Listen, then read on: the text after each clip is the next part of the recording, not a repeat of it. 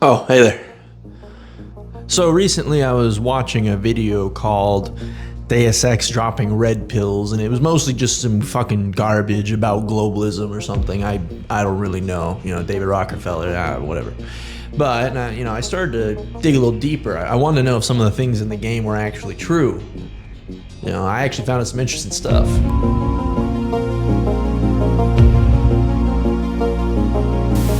We're all familiar with Deus Ex, right?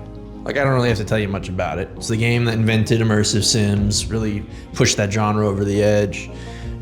Fantastic game with an amazing story about conspiracies and how they're twined with the government. But did you ever think about that maybe Deus Ex might have been onto something? After watching that video, I kind of feel like maybe it was. I sat down and replayed through the game and did come to a conclusion that maybe it's not just all fluff and for story.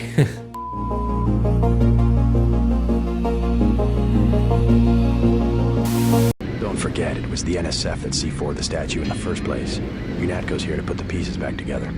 Ask me, I think the government did it. They want people to think the NSF are terrorists.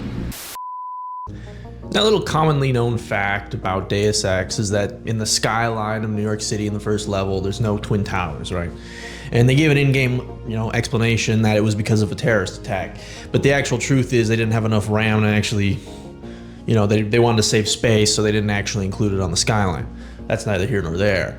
But what is interesting is that they said it would be a terrorist attack. The game came out June 23rd, 2000. That's a whole 15 months before 9/11 actually happened. Another interesting fact is that, despite the fact that Deus Ex kind of predicted it, the Lone Gunman, the X-Files spin-off, actually predicted that it would happen by plane back in the 90s, so they're even more correct. But that's not the only interesting part that Deus Ex got right. See, Deus Ex kind of said it was a conspiracy. When you're talking to the NSF leader, he says that he thinks it was an inside job, right? And that's mentioned in the Red Pill video, right? It's an inside job meant to put fear into the hearts of the people so that they can take away your freedoms and your security. Yeah, sure. That's actually a really common conspiracy. That's pretty much exactly what people say about 9/11 is. 9/11 happened, the government formed or created the Patriot Act, right? And many people view the Patriot Act as extremely restrictive, a removal of freedoms. Edward Snowden later famously, whistle blew on what the Patriot Act was allowing, the, warrantless searching of people and what they're doing on their phones, on their computers. It's real, Deus Ex actually predicted that. That's before all of that. That didn't even happen yet. It's a little more than a coincidence in my eyes. That's some forethought.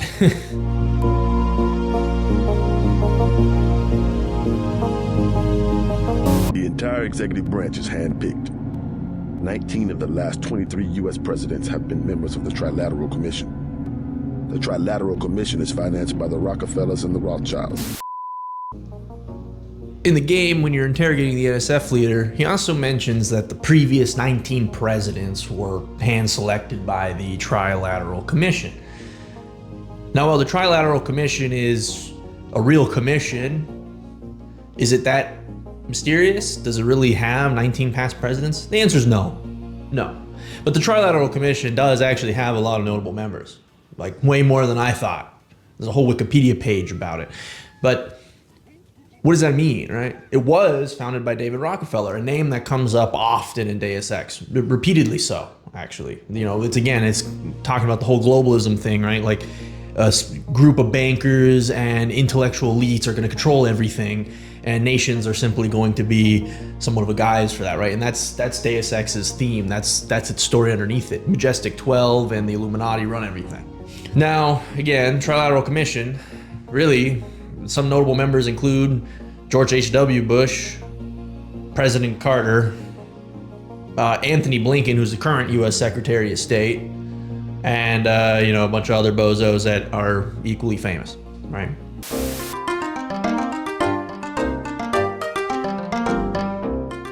Ever wonder why big car companies pay 2% tax while the guys on the assembly line pay 40? Corporations are so big you don't even know who you're working for. That's terror. Terror built into the system. Another thing that's mentioned in that video, another quote, that also coincidentally comes from the NSF leader, is Corporations are so big, you don't even know who you work for. Well, that's a little bit of a bad abbreviation of the quote, but still the point stands. That's somewhat true today. Corporations are growing to a monolithic size, right? Think about this. 80% of the groceries you eat come from just 12 companies. 3 of the biggest of these being Mondelez International, PepsiCo, and Coca-Cola. Coca-Cola. I mean, think about it. That is kind of scary. All the groceries you buy come from 12 companies that pull the strings in the background. You might see a brand and it might look, oh, this is a cutesy brand. Oh, it's good for me. No, it's just made by Coca-Cola. It says right on the fucking back, right? To some extent, that is terror. He's not wrong. The NSF leader is right. That also applies to workers. You really don't know who you're working for.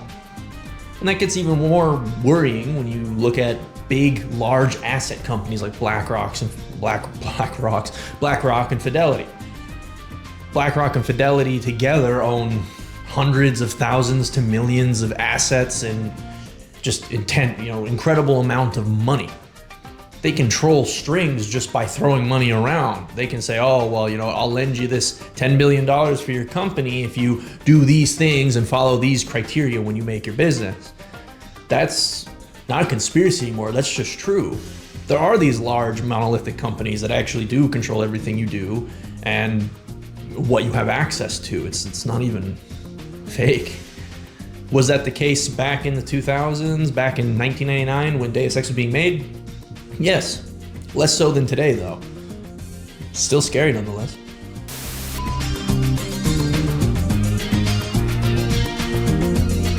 RX-84. What's that? One of the plans. You haven't heard of RX-84? Uh-huh. FEMA takes over the highways, police, airports, media, the armed forces. But they still report to the president, right? Not until the end of the emergency. That's for efficiency. Also, they have plans on the books to arrest 5 million Americans the day the emergency is declared. Terrorists? Immigrants mostly. But also anyone the FBI's been watching. So another thing from the Deus Ex Red Pill video is also that RX-84 exists, right? He shows a clip of 2 people talking about it. What is RX-84, right? FEMA has the power to lock up 6 million people that it deems a problem. Right?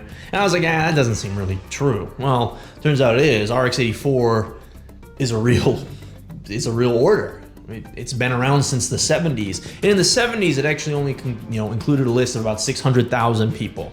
That doesn't seem like too many, but that was the last time it was declassified. There might be a similar order today that still exists, that's not declassified, and may actually contain millions of people. There's nothing stopping that from being true.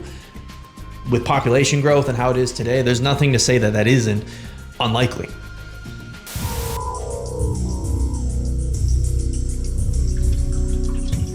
The whole project of world government, going back to the League of Nations, has been funded and manipulated mainly by wealthy bankers. Remember that the UN itself was built on land donated by John D. Rockefeller. The wealthy have always been the ones to profit from one world government. The United Nations' secret goal. Well, this is David Rockefeller's description from a half a century ago. The supranational sovereignty of an intellectual elite and world bankers. Now, of all the things in Deus Ex that actually point to the idea that globalism is real and that a few extremely wealthy people were trying to pull the strings of the world, it's this quote from David Rockefeller. That quote is true. The whole quote is true. It's just a little bit abbreviated in the game. But essentially, the ending part just says that anything having an intellectual elite of bankers and other people basically pulling the strings behind the world is preferable to having a nationalistic point of view where each nation is for themselves. That's real. He actually said that. And another interesting thing Paul says in that scene as well is that the UN is built on land that's donated by David Rockefeller. That is also true. He donated that land. He gave it to them for free. It's starting to point like David Rockefeller, through his words and through his actions. He's the one, I didn't mention earlier, he founded the Trilateral Commission. The same commission that talks about breaking down borders, he also founded that too. His actions and his words make it seem like he truly was trying to create somewhat of a globalist elite that is controlling everything. And Deus Ex hits it on the mark here. It's true, both of these things.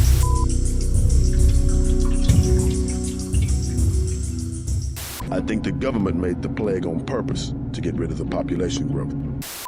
People know the government has a vaccine. Riots everywhere. The same corporation that makes ambrosia also manufactures the virus. Quite convenient. They're infecting people on purpose, huh?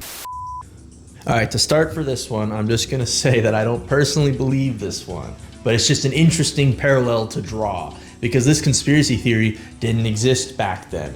As a matter of fact, this conspiracy theory is only 3 or 4 years old. The same company that makes the vaccine also makes the virus. Oh, come on. That's the same thing that's being echoing from COVID-19 and on, right? They're trying to say that COVID-19 was made in a lab and manufactured and it's human made. And we do know it's human made. That's true. That is a verifiable piece of information today. But the vaccine being made by the same company, not so much. That's a stretch. But the parallel there is just so intense. The fact that it even existed, right? This is life imitating art again, right? The fact that we live in a world where this conspiracy theory could almost be true, you know, you're just a few notches off, is kind of crazy.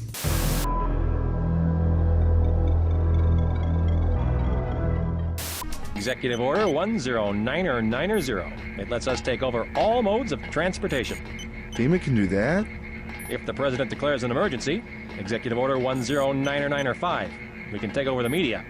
All of it? Any and all. Executive Order 109097, we can take command of natural resources. All right, this next one, this was just crazy. I didn't realize this, but FEMA grants even more powers to the president anytime it's needed. And this, I mean, anytime he can access these at any. But all those are real. Those aren't fake. All those orders actually are real, and they actually do exactly what they're said to do in the game. They give the president and FEMA basically unilateral control over all of these things in the United States, over broadcast, over materials. Yeah, it's just real. I have nothing more to say about that one.